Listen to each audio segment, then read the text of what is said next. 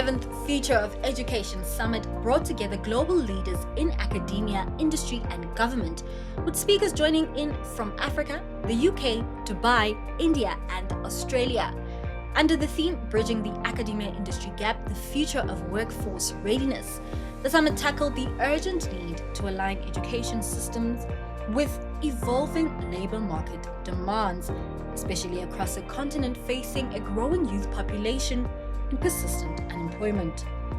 From future-ready skills and work-integrated learning to alternative credentials and AI-driven teaching, the day's agenda focused on a singular mission: preparing Africa's young people for the jobs of tomorrow.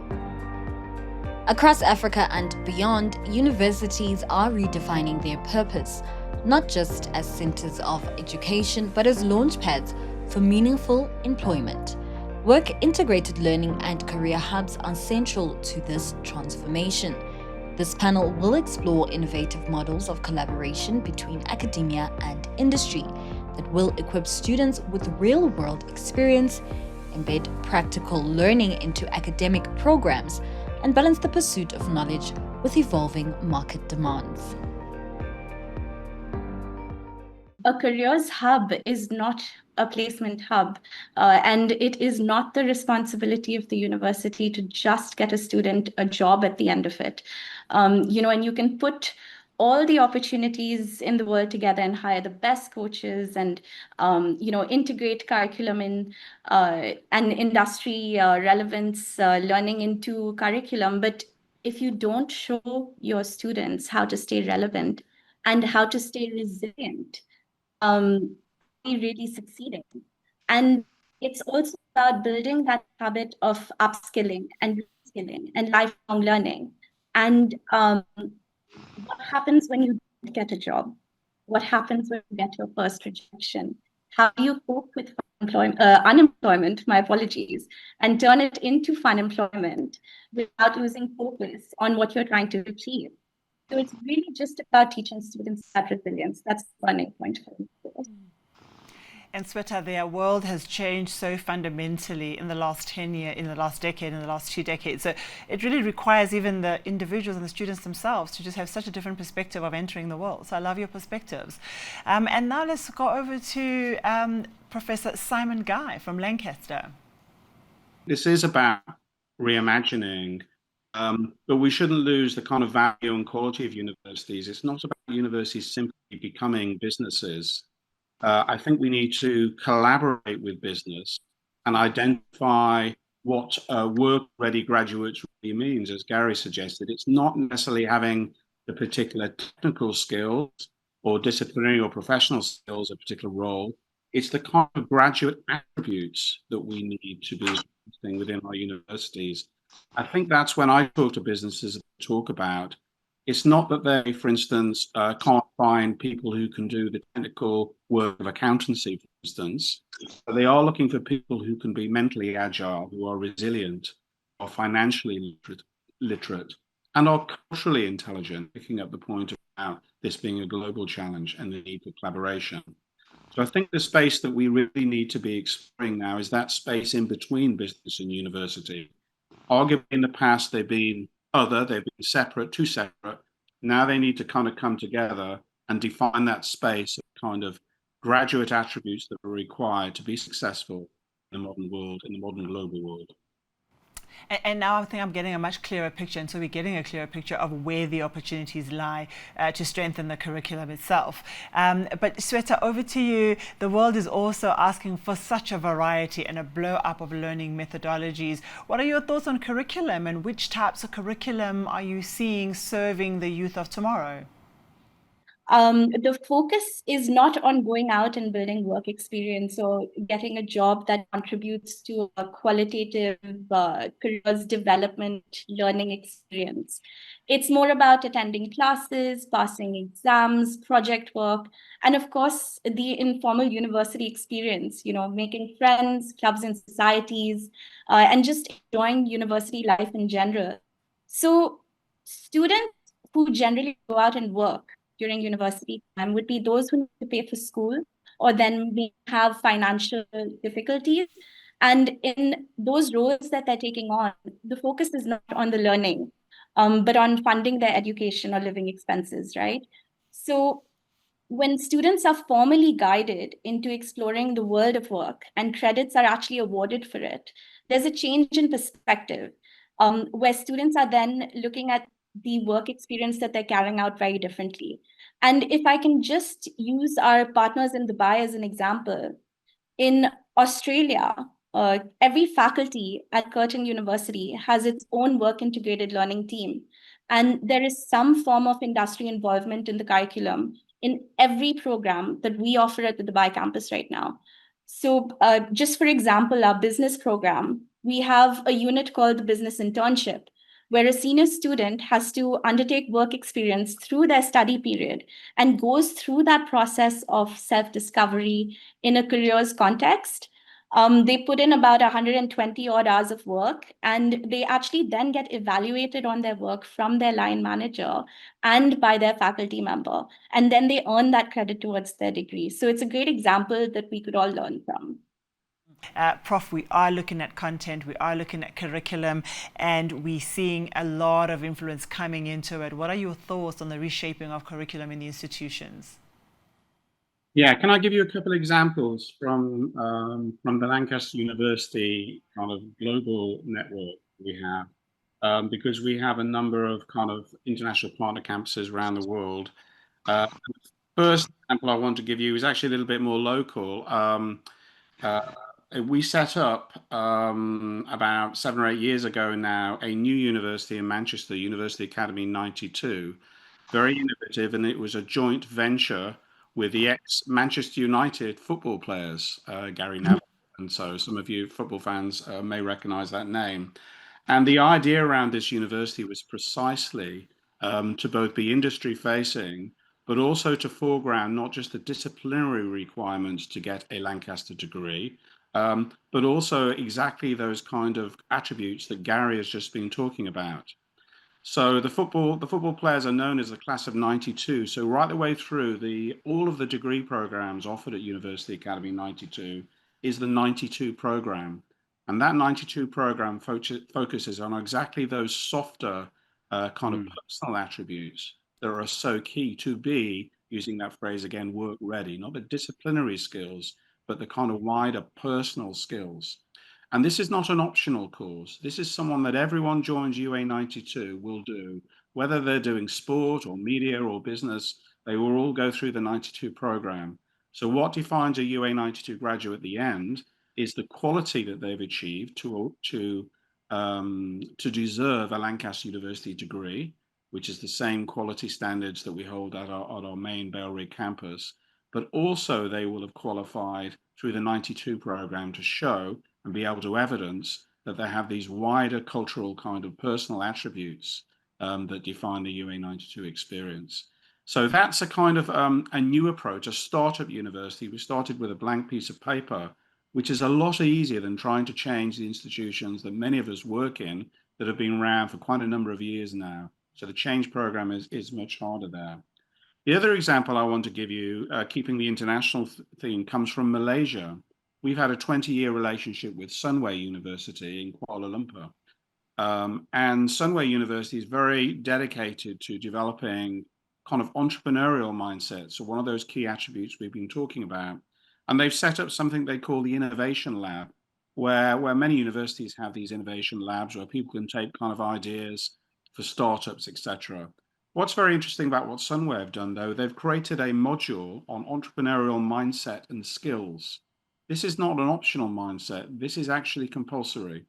So every student at Sunway, and we currently have 8,000 students doing joint Sunway and Lancaster degrees, and I think there's about 12,000 overall in the university at the moment. Every student, whether they're doing arts or sciences or business, will do this module on entrepreneurial mindset and skills. So what defines the students coming out with joint Sunway and Lancaster degrees from Malaysia is that they will all have evidence and pass this module on entrepreneurship and skills. I think that's another example of moving beyond just having things as kind of optional, maybe influenced by the outside world, but making it core to the university. So I hope that's helpful. With over 60% of the population under the age of 25, Africa is the world's youngest continent, but also faces some of the highest youth unemployment and underemployment rates. Despite increasing access to higher education, a persistent mismatch between graduate skills and labor market needs continues to widen the employment gap. This panel will examine actionable and scalable solutions to bridge this divide. There is work going on to understand how our ecosystems work towards preparing our young people for the job market and what should be happening after their graduation. But the fragmentation that we are still experiencing is a setback, and hence we need to connect the dots amongst others, make sure that we are able to talk about articulation across our systems of education, our TVETs, our universities of technology, and our research universities. So that articulation, if we get to that point, we will be assured of less fragmentation in our ecosystems of providing quality education. I don't want to regress, but I want to regress, and I want to ask the question, why are we where we are 30 years into democracy, in your view? There are a number of factors. Education is the basis for economic development, for providing citizens with that ideal life that they should enjoy. And the amount of work, planning and resources that have to go into education matter a lot. And it is not only about just throwing money into it, but it is the great leadership that is needed to drive and create these ecosystems in such a way that they integrate properly, they feed into each other, and the impact becomes where you want it to be. So it has been a number of issues that have created the setback, and there must be more effort, including leadership and vision into how we need to get this fragmentation out and make sure that the ecosystems that are created talk to each other and yield the kind of impact that we are looking for. Professor Smith, your view from an outsider's perspective, and also, of course, bringing in your experience in other parts of the world in terms of how you see why we have got this situation, particularly on the African continent, where we can't seem to align the needs of our economies to the products that we're getting out of our universities. Yes, thanks, and can I say thank you for inviting me to this panel. I think what we've just heard from Siggy is actually goes to the heart of the matter. And as you say, from an outsider, inverted commas, perspective, I think that the issues that you're grappling with are no different, maybe different in scale and different in detail, but no different from other higher education systems across the world. And the University of Southampton, although obviously based in the UK, we have a campus in Malaysia, and we've just opened a campus in Delhi. And one of the things that we've been very careful to do with the new operation in Delhi is to get close to the jobs market, because we want to introduce a curriculum that is, future proofed because of the rapid changing nature of the economy. And I think that's at the heart of the matter here, in the sense that if you look at what university education's about, you've got the core understanding of your degree, whether that be in English or physics or whatever. And you need kind of competences in that subject, because that's what a degree is telling you. But it's much more than that. It's about preparing people for the economy, and universities are having to run to keep up with that rate of change. And universities, in some ways, have a reputation sometimes for being slightly slow moving. But I think they realise that they have a duty to both the taxpayer for funding them and the students for making sure they're prepared for their future. And therefore it's by close collaboration. It's by not saying we know best, it's by saying we need to do things in partnership. And there's a whole range of initiatives I can point to, but perhaps we can get onto those later, where co-development of the curriculum with the stakeholders is hugely important. And I see much more of that happening than I did a decade ago. And I think that helps universities keep up with what the jobs market is really demanding from our graduates. Yeah, and in your view, where do you begin? Do you begin at the higher education level, or do you need to go really a root and branch here in terms of re-looking that curriculum? Well, I think, clearly it's the whole of it's the whole of the education system that needs to be looked at. Because if you're starting with a bigger deficit as people move from school-based education to further education and higher education, it's the whole system that needs to be looked at. But of course, the responsibility that I have is within higher education. I think, actually, to be fair, and I am definitely looking at this from an outsider's perspective. Schools in the UK are particularly aware of those digital and now AI skills, and the government is pushing the development of a kind of national curriculum at school level that makes sure that those skills are embedded. And we, as universities, have to make sure we're ready to maximise the opportunity from the skills that they've already got from school in the university. So it's embedding those in the curriculum. But I think it goes back to the point I was making, having fora that co-develop the curriculum. In fact, the students themselves are really keen observers of what skills they need, and making sure that you have student-led panels that feed into curriculum development, so that you're listening, what do we know, what do we think we want to know, and then you triangulate that with the jobs market is really important, rather than it trying to be 3 or 4 separate parts trying to be glued together. It's co-development that I think is the key. Yeah. Let me bring in Professor Madiba here. Are we late in terms of this core development thing, or indeed perhaps introducing stuff like AI into our school curricula and systems? We are not that late, but there is some catch up to do. When we got out of COVID, there was a lot of talk across universities, locally and internationally, around reimagining the role of education. And that reimagination move cannot just happen internally inside universities. It should happen across, because amongst others, the world of work, as we are all saying, has changed. So when we talk reimagining, we should also create spaces for this core development, so that we are able to bring the world of work inside education as we prepare our graduates, and make sure that by the time that they go out, the world of work is not strange and they don't have to start afresh. That happens when we build in these networks across each other, with the full understanding that gone are those days where we could just do disciplinary knowledge in its silos. We talk about cross and transdisciplinary. And for that to really take shape, we need to talk core development at the highest level. And of course, with digital literacy at its highest. And digital literacy has to be embedded in almost in every course that we study. Every student at our universities should emerge out of any university with the highest level of digital literacies. A number of universities are already putting creative efforts into how this should be done. And if we keep on increasing those efforts, learning from each other, we will be able to enjoy some catch-up. As technology reshapes the world of work, traditional university degrees are no longer the only or even the preferred route for career success. Across Africa, learners, educators, and employers are turning to alternative pathways: short courses, micro-credentials, boot camps, vocational training, and industry-aligned programs that offer flexibility, speed, and relevance.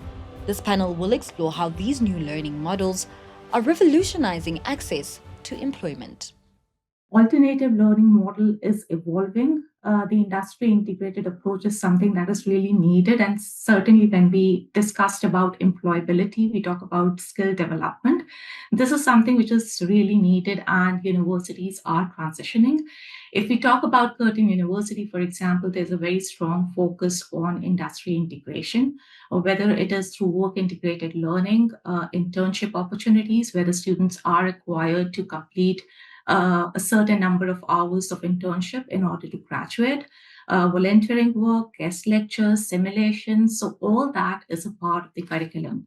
So I think my fellow panel member very rightly said, when we talk about unlocking the real power of alternative learning, we must build a very trusted, agile, and a verifiable ecosystem. And it's not just academia or a university then.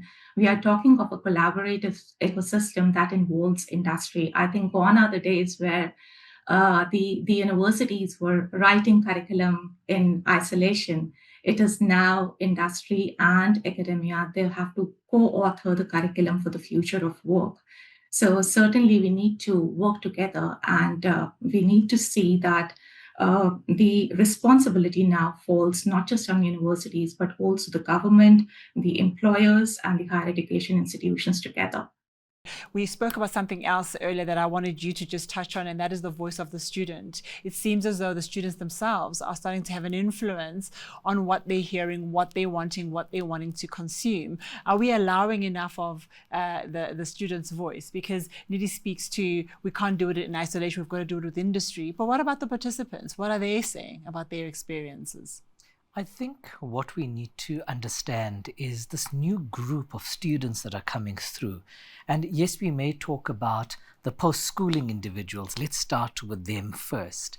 With the post-schooling individuals, there's almost an influence by the parent to say that you need to go and get a graduate degree. And going to a TVET college or just starting to work, there's a stigma attached to it. Like my colleagues have said, no, but you're a smart individual. No, you must do this 4-year degree. You have to be a doctor, an engineer, a lawyer, whatever the case might be. So the question is, who needs this education in terms of challenging the status quo? For our post-matriculants, is it the kids themselves, or is it the parents that are forcing them to go into these graduate programs in this format? And I had a conversation with my wife recently, and she's an attorney by profession, and she basically said to me, do you know, if I had to redo this, I would never have gone and studied my law degree full-time. I would have worked, studied my law degree part-time, and served articles for 5 years. And that is showing the shift, because as you can see, the demand for skills is getting bigger and bigger, and people can't wait, as Audrey and as Nidhi and even the director of BDO has said, people want those technical skills now, and they want it today. And I just want to use one example. If you remember the ATM machine, when the ATM machine first came out, what happened? People were like, no, I'm scared. I can't go and take out money from this wall. The hole in the wall is giving me money. What if it steals my money? What if it does this? We have moved so far past that we are now using our apps, and we are transferring money. We are sending money through apps. We are worried about how jobs were going to be lost, etc. And that is currently some of the issues that we are facing in academia and in education. It's like, no, let's hold on to the hole in the wall. What's going to happen to our jobs? We created apps. There are new jobs. There are new profiles that have been created. So we need to embrace it and embrace that change. And it's going to happen whether we like it or not. Absolutely. So it's about, are we willing participants? Nidhi, you're also looking at a market that needs access. We're talking about the whole of the continent. I don't know, Doctor, from your perspective, how do you see the continent maybe leading the way in conversation to what is required by students, as well as what is required by the workforce? You know, so I'd like you to lean into that question. No, there is certainly a need to lead, and I would just continue the discussion from there. What the fellow panel member just said. We often talk about skill gap, but we really need to think: is it actually a skill gap, or it is the real question is a gap in mindset?